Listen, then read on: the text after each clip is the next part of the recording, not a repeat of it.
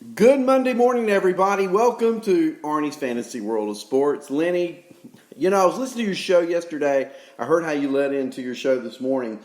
And, hey, production guys, don't you just know that they control the world, right? I mean, they could fix it or not fix it. My production guy is right here with me right now. It's me, right? So every time I do a production, it's probably a screw up. But I thought you guys did a great job. I missed calling in on Sunday mornings, though, Lenny. It really takes away a little bit when I can't call in and, hey, this is Arnie from North Carolina, and we do our little conversation. But at any rate, we'll keep on keeping on. Hope everyone is safe this morning.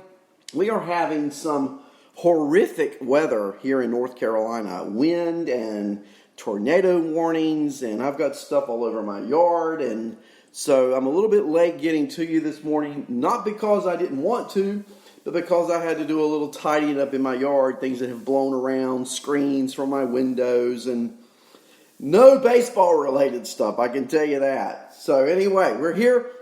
We're going to go forward, and I want to talk about fantasy in terms of the potential realignment this morning. And I may split this up into two separate shows and talk about one league tomorrow, the other league today. And as you know, Major League Baseball has come up with these different ideas on how to start the season. I think right now they all include starting a season without fans present. Don't you know TV ratings will be off the table? I mean, TV ratings, and I think I've said this before, if Major League Baseball would have a good conversation with me, we could really market the lack of the sport so far and how we can market it going forward to return baseball to being truly the national pastime. People are aching for a sports outlet, and if and when, let's put it that way, because I just don't know if we're going to have a season yet, guys. I just don't know. I'm hoping, I really hope we do, but I just don't know. But at any rate, when we do, if baseball markets this thing correctly, then can you imagine the fan base that could be rebuilt or reestablished or created, period. The young kid generation now, baseball is not the number one anymore. It was for me when I was growing up, but I think now we have an opportunity to possibly get that back. And so we'll see how it goes. But this morning, I want to say hello to those in the chat room. Let's see. We've got Andrea, Corona, Chris, Demazens, Dale, Lenny, and guess Russ, whoever you are, welcome to the chat room. And if you'd like to sign in and become part of our family, community, please do. Let us know who you are, guess Russ. And I'm looking in the chat room for comments. So as we go through this morning, let me know what you think. I want to look at these divisions. I heard somebody say a couple days ago on a broadcast, not on our network, that they didn't really want to get into the proposed realignments because that may not happen. Well, let me let you in a little secret. Baseball may not happen. And so I'm going to talk about it this morning. I'm going to talk about, first of all, we'll start in the Cactus League today. Not only the division breakdown, not only how I think it may finish, but the impact it may have on fantasy players. So let's start in the Northwest part of the Cactus League, where you've got the Kansas City Royals, you've got the Texas Rangers, you've got the Seattle Mariners, you've got the San Diego Padres, and you've got the Milwaukee Brewers. Now, I look at that division, and I think there is no clear-cut winner among those five teams. They'll be playing each other under this proposal. The only teams they'll be playing are each other. And so I'm looking at all of these teams, and I want to first talk about the Padres. Because I think in the fantasy world that we live in and that we are crazy about, when you look at the Padre players in that division, okay, then you've got to be a little happy about things, right? I mean, when you look at the pitchers the pitching staff of the Padres, then, and I want to break that down for just a moment because, again, remember the division, the proposed division has them with the Brewers, the Rangers. You've got the Kansas City Royals and the Seattle Mariners. Well, we know Seattle and Kansas City are not that good. Okay? We know Texas could be offensively. Pitching, they've improved a lot. Milwaukee, they have Yelich, and the pitching is middle of the group, right? San Diego, I think, intrigues me more than any team of the five. And let's take a look just real quick at some of those pitchers on that team.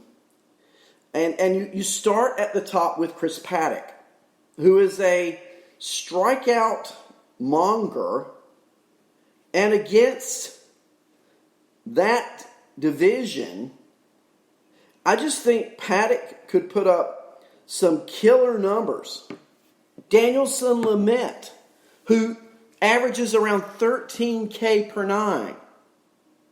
You've got Lucchesi. You've got Garrett Richards coming off an injury. And now I think a wild card with the season starting so late is rookie pitcher Mackenzie Gore. I could see San Diego going to a six-man rotation. I could see a lot of teams doing that, actually, considering the climate that we're in. And if they go to a six-man rotation and you throw a Mackenzie Gore in the group. Now, remember, Mackenzie Gore, he's the number one pitching prospect in all of Major League Baseball. San Diego then would be loaded with really good starting pitching. Remember the rule this year, relievers have to pitch at least an inning or to the end of an inning. And I'm sure that'll be manipulated some. But you got Drew Pomerantz coming out of that bullpen, who as a reliever has also been a starter and can give you some length. I just think San Diego in that division, to me, they all of a sudden become the front runner. Now, from a batting perspective, remember, they're no longer going to be playing in that Carnival ballpark in San Diego. They're going to be playing in the thin air of Arizona. The offensive prowess of the Padres is much greater in the desert than they are on their home field in San Diego. And you're talking about a Fernando Tatis, a Manny Machado on the left side of that infield. You're talking about a Tommy Pham, an Eric Hosmer, even a Will Myers, where the ball will travel greatly. And I tell you, a player that I think doesn't get mentioned enough in fantasy for this season, that's Jurickson Profar. He's switching leagues. He's going to the Padres on a young team where it's fun to play baseball. Jurickson Profar, a former first-round pick. I mean, I could see Profar putting up some really good numbers this year. Yeah, you don't think it. He's a sleeper for sure. He's not going to be drafted in a lot of leagues. He's probably out there on the waiver wire just waiting to be plucked. You've got Franchy Cordero. We've talked about him on this show many times. You've got Trent Grisham. You've got a really good core of offensive players. And I haven't even mentioned their young catcher, Francisco Mejia, who I really like a lot from an offensive standpoint. We'll see how his defense has improved, if at all. Also like, and I liked him last year a lot, Josh Naylor, who I think is going to get some play. Big power bat from the left side. And so when you look at this batting group, you look at the pitching group, and oh, by the way, I haven't even mentioned the bullpen, which features one of the best bullpens in all of Major League Baseball. Kirby Yates, obviously, at the back end.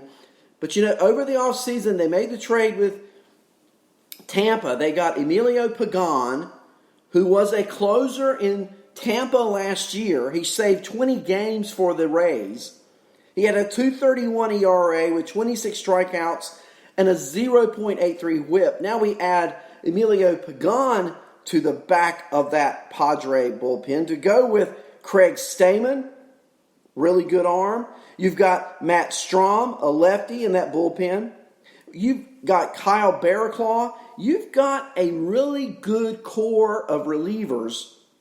And therefore, I really like the Padres in that Northwest Division of the Cactus League. Good morning, guest Lucinda. It's good to see you in the chat room. Now, another team I like in that division. This division is really interesting because I wouldn't have given any of these teams a chance to make the playoffs in the current standard league setup. But now with the potential for realignment, with half the teams playing in Arizona and half the teams playing in Florida, then the Padres are now a playoff contender. And so are the Milwaukee Brewers. And let's look at that Brewer lineup for just a moment.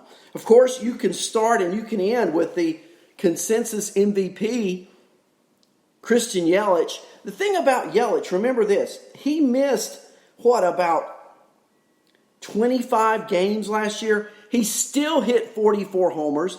He still scored 100 runs. He still stole 30 bases. Give this kid the Arizona air and a full slate of games. Now, I know it's not going to be 162, but whatever the full slate is, we'll project him over 162. And if you do that with the thin air of Arizona, you can easily see Yelich hitting over 50 home runs, driving in over 100, and stealing over 40. Does that not make Yelich, in my mind he is, the number one player in fantasy? And now he was in a great ballpark in Milwaukee, no doubt about it, okay? But it's going to be warm, he's going to be outside, it's going to be great atmosphere for hitting. And then you've got Keston Hiura.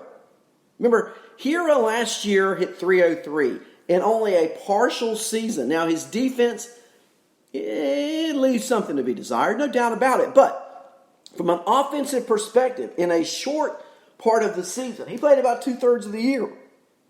He had 303. He had 19 homers and 49 RBIs and 9 stolen bases. And project that out, he's going to steal around 15 to 20. He's going to hit around 25 to 30. Good morning, Andrea. It's good to see you in the chat room. And great job yesterday on Sirius XM Radio. And he also hit 303. Keston Hiura, a great hitter, again, in that division, potentially with a realignment. In Arizona, wow. Other players, Lorenzo Cain, back healthy. And a player that I don't think gets enough discussion is Avisail Garcia, who's now been traded over to Milwaukee.